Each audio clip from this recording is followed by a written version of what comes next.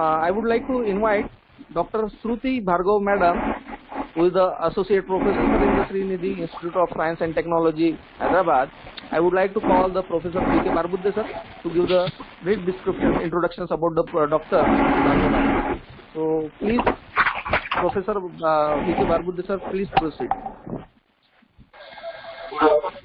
Good afternoon all. I will give a brief description about Shruti Bhargava Madam. Dr. Shruti Bhargava, working as an Associate Professor at Srinidhi Institute of Science and Technology, Hyderabad. She completed PhD in Digital Image Processing. She submitted for T7 lakh project for R&D government.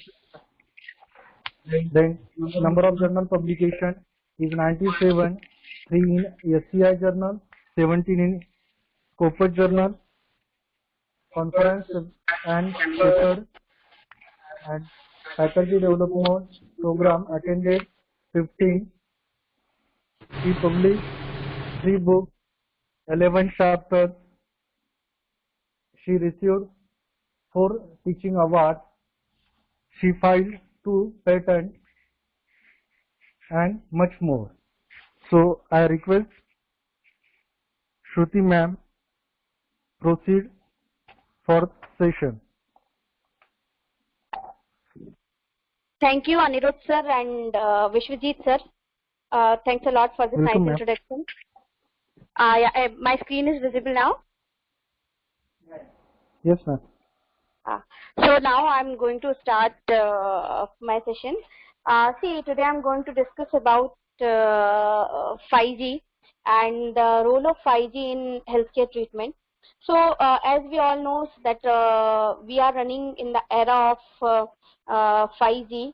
So my presentation topic is belongs to that only. So here I'm going to start my presentation, the critical role of 5G in healthcare treatment.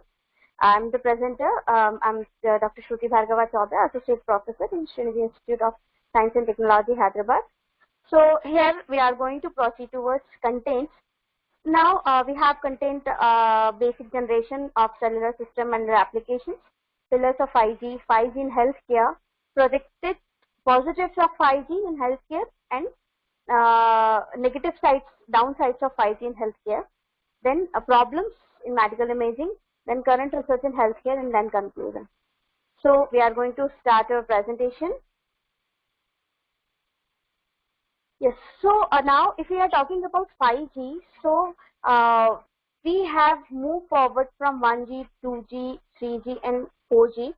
So if we'll start with 1G, then initial mobile 1G we have AMPS, NMT and TSCS. At that time we have seamless mobility, and later on we have jumped it off to 2G. Then we have jumped to GSM, that is Global System for Mobile, GPRS, and then we have mobile more voice capacity along with more channel accommodation, and we can accommodate a mass as an user. Then if we'll go, we have moved forward to 3G. Then mobile 3G is we can call it as a new era for the communication system. It is with the mobile 3G we have introduced CDMA and WCDMA. CDMA is the code division multiple access, WCDMA is the white code division multiple access. Then along with so many applications like voice over calling and data optimization and mobile broadband, these all the facility provided by 3G. Then the word came into the introduction, that is 4G, that is mobile 4G, LTE, long-term evaluation, and this is as compared to earlier services, the service is faster and better mobile broadband services with more data capability, with the better mobile calling, voice over data. So many facilities are there. Now we can able to, that too we are in distant mode from each other, we can able to connect with each other very nicely as the facility provided by mobile 4G LTE. So if we will talk about some applications of provided by mobile from cellular mobile communication from 1G to 4G. So we have simple, if we talk about 1G, we have simple analog voice calling. Then we have jumped to 0.5 Mbps. Then digital voice plus simple data calling we have. Then 63 Mbps, 63 plus Mbps. We have a mobile broadband. Then now we are in 300 plus Mbps. That is faster and better. We have more connection. We have more possibilities of connection. We are getting more facilities. Like we can say that the world is closer to us. There is no limit. We can contact to each and every person. We can see their faces. And as this is a lockdown period, this type of facility is really a good, awesome gift for us, so that we can be in touch with our nears and dears. So this is, we can say that some applications of 1G to 4G. Now, if we will talk about, come to the point for 5G technology, this is another innovation solution. And this is 5G is enable of existing use cases that will transform the way of life, the way of work, and the way of nearby environment, even your work environment, workplace as well. Because of these all revolutions, we are able to work at home. We are able to arrange this conference. I am able to present this lecture. This is all because of this technological revolution. Starting. So in 5G, we have bandwidth, bandwidth of 100 Mbps. Then latency is also less. Then we have throughput greater than 30 Gbps. Then we have massive broadband that delivers a gigabyte bandwidth on demand. So if we will talk about the impact of 5G, so 5G will impact each and every industry, from the housing to the grocery to the farming, although cinema and our routine life in rural areas, everything. We can say that it's a spark, the innovation of unforeseen industry for decades to come.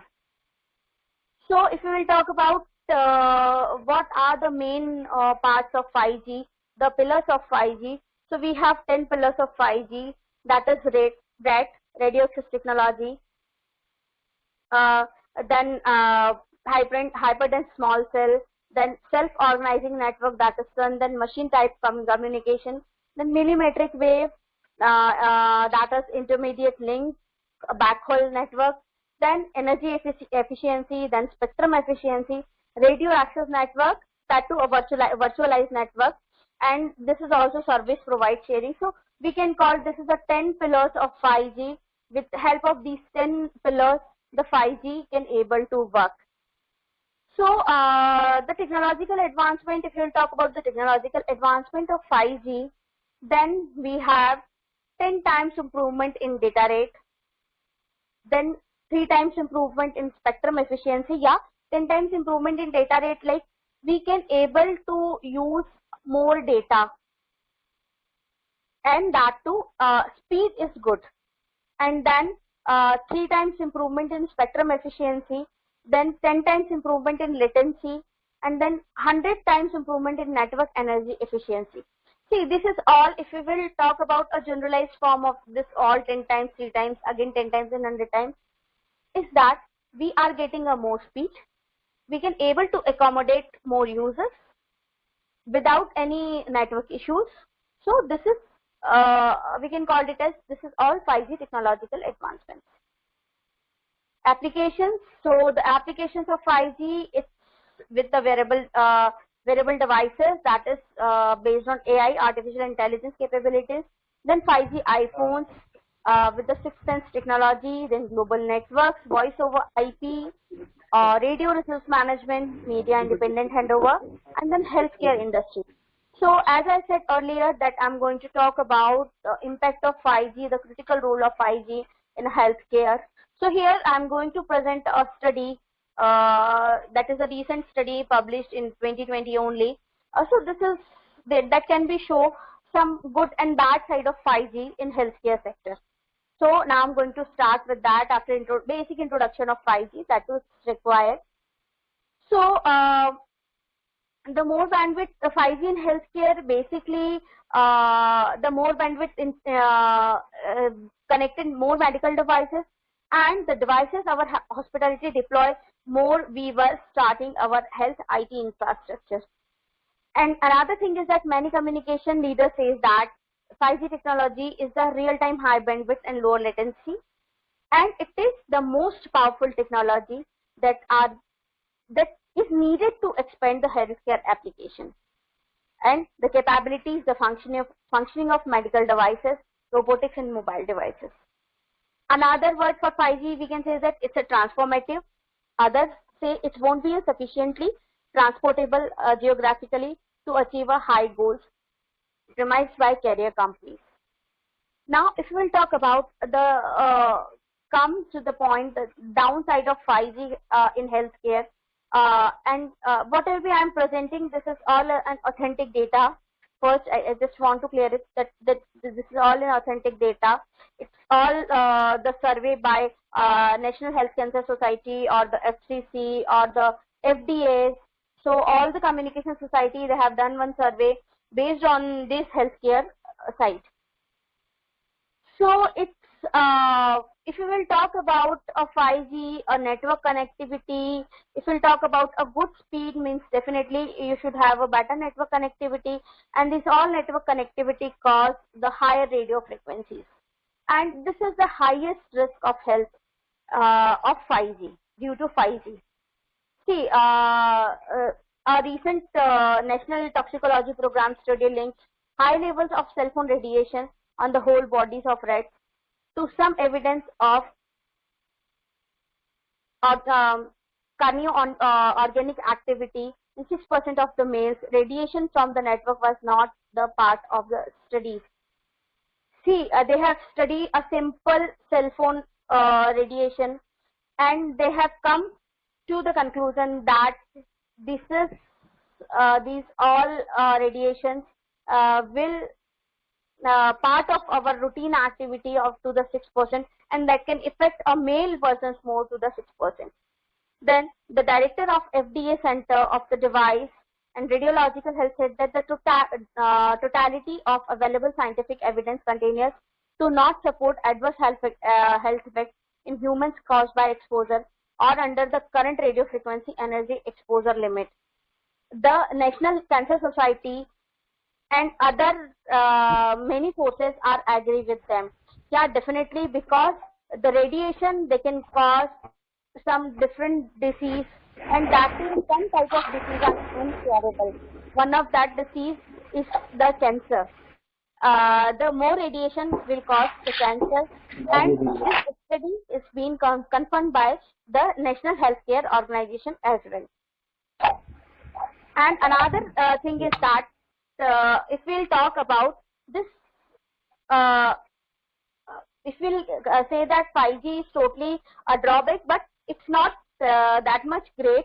We can go for some precautions and we can able to cure, but somehow it is impossible to cure with all these things, especially when obstructions such as trees or buildings exist.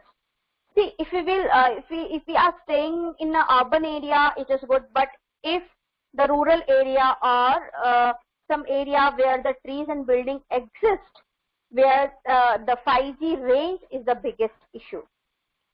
As a result, the telecom companies deploy many more small cellular radios and antenna called small cells, and size like a backpack, and the area gets a 5G signal as close to each other as 100 of feet apart. This is the biggest drawback of 5G as of now. We can say that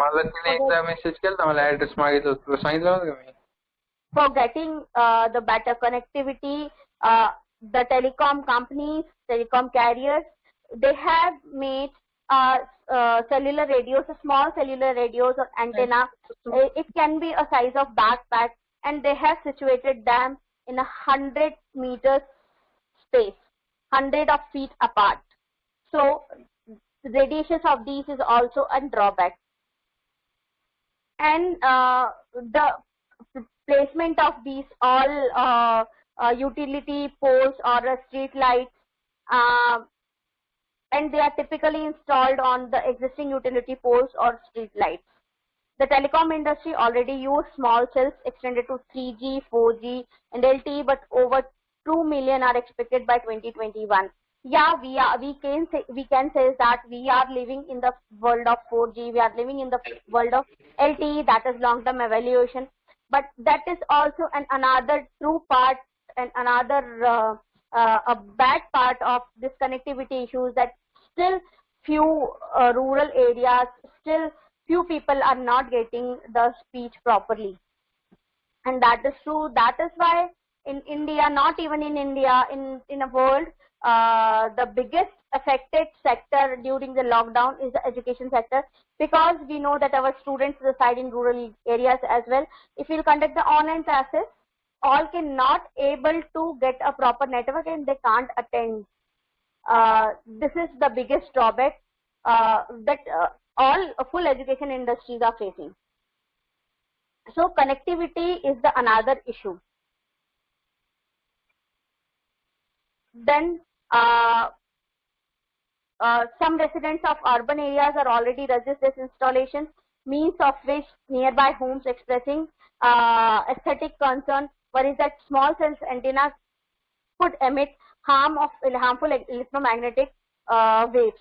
Yeah, that is true. That is the case of Japan, where they are almost done with the 5G, and they are some of the places they are using the 5G. But thing is that this is a true case that some of the people complain because of getting a proper speed, because of getting a network, they have installed more backpacks of cellular antennas, and they are getting some aesthetic concern, as well as the harmful electromagnetic waves harming them in a very broad way. So this is we can say that another drawback. Then it's not about in our healthcare, but it is all about the rollout cost of 5G. The rollout cost of 5G is more expensive as compared to 3G and 4G, definitely, and it required a big infrastructure improvement. And also the maintenance cost is also a biggest concern, and especially when at the cost where the customer will bear at least part of those costs. So this is another drawback. It says that the rollout costs of 5G and related infrastructure improvements plus increased maintenance costs are also a big concern, especially since it is logical to expect that customer will bear at least part of those costs. Some company reports that mobile operators are looking to develop strategy to cope with the growth in the network costs. Then the standard measure will involve the cost saving effort, but they will also need exposure modern alternative approach such as network sharing and a new revenue models. See, network sharing is another a big issue in the world, that everybody wants to make a money. So see, the structure cognitive radio come in the existence, and people are sharing the license band, as well as they're getting the information of unlicensed band, and they can try to use those unlicensed band, but still the connectivity issues are there, still the cost is more. And see, I'm giving the simplest example, as this came to our notice in recently, that if we will conduct, like in my college we were conducting the classes, online classes, with the help of Zoom. So for attending a in a day, if one student will attend a 3 class, he is losing 1.5 data limit, 1.5 GB data limit per day. So this is another thing, is that what the feedback we will get from students, that if this is the case, we can't able to recharge for 300 or 400 because the data consumption is more if we will attend the online classes. So we can say that the system is not at all cost effective. The system is costly. Until and unless the system will come to the cost effectiveness, the system will not be successful. And the biggest issue may be the rural areas. The plans to cover 90% of the population with millions of small cells in the next 5 years. But in that case, 90% only covers the 30% of our geography, mostly urban. So the main issue is that if we will, if our plan is to cover 90%, but still we are covered 36% 4G. This is not about a 5G in India. I'm talking about 36% of our geography we can cover with the 4G. Still, others are getting 3G. Others are getting 2G also. So first we have to go with the earlier evaluations. We have to cope up with them, and then we can talk about the 5G. Then we can come to the projective positives for 5G in healthcare. So as I said, a high-speed architecture, it can be transfer huge data files, medical imagery like MRI and PET scans. Then if we will talk about a PET, position emission tomography, then it is a cancer scan that cancer center generate a huge files up to 1 gigabyte of information per patient per study. With low bandwidth network, the transmission can take a long time or even abort also. So with the use of 5G, we can able to transfer these files. Then another advantage is about 5G will finally bring telemedicine into the healthcare Internet of Things forefront, because it will enable a real-time high quality mobile based video, and it can be throughout project the patients will be treated sooner and have access to specialists outside of their areas, and the doctors will be available to collaborate more efficiently. Yeah, this is the time we are getting too much advantage of telemedicine. We can't able to visit the doctors for small reasons or for few diseases, because this is the time we are scared to visit the hospital. So definitely this telemedicine will help us.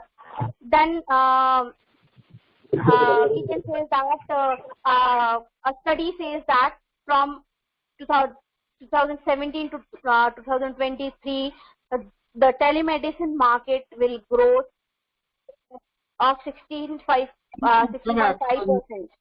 But in 5G, in both urban and rural areas will be needed. Again, the same point came that both the areas will be covered. Will have to cover. Then the greater network speed means demand by patients of anytime, anywhere. Medicine will continue to grow. As discussed about, the current low practicality of rural 5G is a rub, but hopefully it's temporary. We can able to find the solution as early as possible. Then fast and accurate remote healthcare monitoring, revisiting the IoT sphere. Healthcare providers will be able to monitor patients, gather the essential data real time, which will be improved personalized and preventive healthcare. According to a survey, 86% of doctors say wearables already increase patient engagement with their own health, and they are predicted to decrease hospital costs by 16% in the next 5 years. See, this is all about, we are talking about urban areas, but rural areas still they don't know what is the meaning of wearables and how can, they can now, because of this technological advancement, they use some apps, and they can able, like if we'll talk about a general eye care checkup camp, with these cycle general so many, like in Hyderabad we have LV Prasad High Hospital, nearby to Hyderabad, Telangana, Andhra Pradesh, and Tamil Nadu, Chennai. In these 4 states, they have covered around 80% of rural areas as well, and they have established their small centers. What they will do generally, if the case will come, they will collect the data from there and they can transfer the data to here. If the disease is really, if they can't able to treat that disease in those centers, they can come to the nearby hospitals. So this is, we can say that the advantage of this high data speed. Then if we will talk about the augmented and virtual reality, it's already spatial computing already provide a limited applications in healthcare. Another thing is that with the help of 5G, we can able to expect the doctor's ability to deliver innovative, less invasive treatments, and effect of eventual 5G enabled AR and VR on patient engagement. See, the goal of 5G is to reduce the pain, anxiety, or terminally ill patient in hospice in providing calming and distracting content via 5G enabled AR and VR. See, this is the way why this is the simplest example I am giving. It's not at all related with 5G and all, but nowadays we are quite happy that the telecast of Ramayana, Mahabharata, and these all started to this is all about to distract our mind from this COVID-19 19 pandemic, and we can able to think in a different way. This is so. This is also, we can say that this is a treatment. This is a treatment. We can say that can help to think, and that can help to distract you from the routine tensions and all. So this is all. This all will come in a treatment way. So same as if you will talk about augmented and virtual reality, that to a 5G enabled, that can help. That can very helpful to treat and to treat some patients. Then if we'll talk about a remote robotic surgery, it's already working in some Japan or Korea. They are still using the remote robotic surgery. But the thing is that that is all our concern, that we are able to rely on that or not. So nearly half of the customers feel that remote robotic surgery would be okay with them. Then the 61% believe that such procedures are risky with our current internet speed. Yeah, the same thing came. This report came according to an Ericsson, that is a major communication provider. Now 5G network will provide 1 millisecond response latency.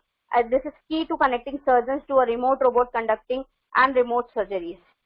So this is all about pros and cons, how 5G can affect an healthcare industry. Now, as my research area is medical imaging, so I'll come to discuss some existing problems in medical imaging. Firstly, there is a need of more generic image analysis technology that can efficiently be adapted for the specific clinical task. Then the second closely related challenge concern that the efficient generation of annotations to match the increasing requirements and robustness, reliability in commercial solution, increased demands when using machine learning. If you will talk about a machine learning, then definitely the 5G is having big role in machine learning. Until and unless you won't get proper speed, you can't able to get the solution. And another thing is that as the requirement is increased, the robustness of system should also be increased. Then algorithms are more heterogeneous. Image data will be enabled to more widespread adoption of MRI post-processing application, as well as new application, for instance related to a big data analytics. This is another biggest point. So generally it is really difficult to get data for these type of algorithm runs and for getting the proper output. So this is the another analyzing the algorithm on a real-time image. It's really difficult to get. So this is the another problem. We can work on it. Now, if we will talk about the current research in the medical images, so that is cancer imaging. Different tools such as PET, MRI, and computer-aided detection help to diagnose and can be aware of tumor. We can work on that in those methods as well to improve the efficiency. Then the brain image is focused in normal development of brain. And we can find, if we will talk about the brain imaging, if we will take an MRI image, then we can work on each and every slide. We can able to test some AI algorithms in each and every slice, and we can get a proper efficiency. Then image processing, it includes all type of image processing, neurology, bone and structure, functional imaging, and all. So if we'll talk about imaging technology, then we have MRI imaging of skin, then computer-aided detection and mammography, endoscopic ultrasound and staging the cancer, MRI imaging in low back pain. Why I'm telling about all these? So we should know that in which topic we have to go, which type of image we have to choose. So if we will talk about if we'll take the simple example of MRI image also, you can't able to detect the output of a single MRI image because each and every second of MRI image is having more than 12,000 to 72,000 slices. Second of MRI images. So while taking a single image, you can't able to say that my algorithm is good. Then the development of automated software. Some method should be show early sign of diabetic retinopathy, it is required. Then the development of instrumentation, it concentrates on the scanning laser of ophthalmoscope. This is so. With this, I'll come to the conclusion, and more. We strongly believe that 5G is really game-changing technology, and if we are able to fully implement with the help of us, support better hospital operation, as well as provide the highest quality patients and staff experience. Highest speed, low latency, 5G technology will enable care to be delivered virtually anywhere and anytime. Imaging, sometimes it's not a too distant feature. For example, a doctor performing a virtual visit with a patient while downloading an entire MRI scan within a second. This thing is happening now. We are taking the advantage of this thing now. And we are running in the under 9th years after launching of 4G. We are readying our industry to the next cellular generation, which is likely to produce the technology advances healthcare. We couldn't have imagined at the beginning of the century, or definitely we can't imagine in early 2020s because of these all pandemic, and we can't able to cope up with all. So we can't imagine that all of a sudden we can jump to the 5G. But yeah, slowly we can go. Then we may not achieve as much as 5G by 2020 as the carrier predicts. Rural healthcare benefit may take a longer. Then we will wait for the direct cellular infrastructure, and it can be a little doubt, but definitely it will speed forward. To realize the benefits of 5G, healthcare industry providers will seek their leaders and security staff to put more attention, technical investment into their security programs, and then even before. Yeah, definitely, as we are running in the world of digital era, our Prime Minister focused more on digital payments, and he is quite interested to transform India as a digitized country. So yeah, it's not in that much speed, but definitely it will happen in some day. And definitely it will speed forward as we are cope up with all the current situations. So this is all about 5G in healthcare. This is all about the problems in existing healthcare industry, and what about these all we have all the things. So this is all about my presentation. Thank you all, and I'm thankful to Anirudh sir for providing me the opportunity, and the institute as well for providing me the opportunity to share the platform. Thanks a lot, Anirudh sir.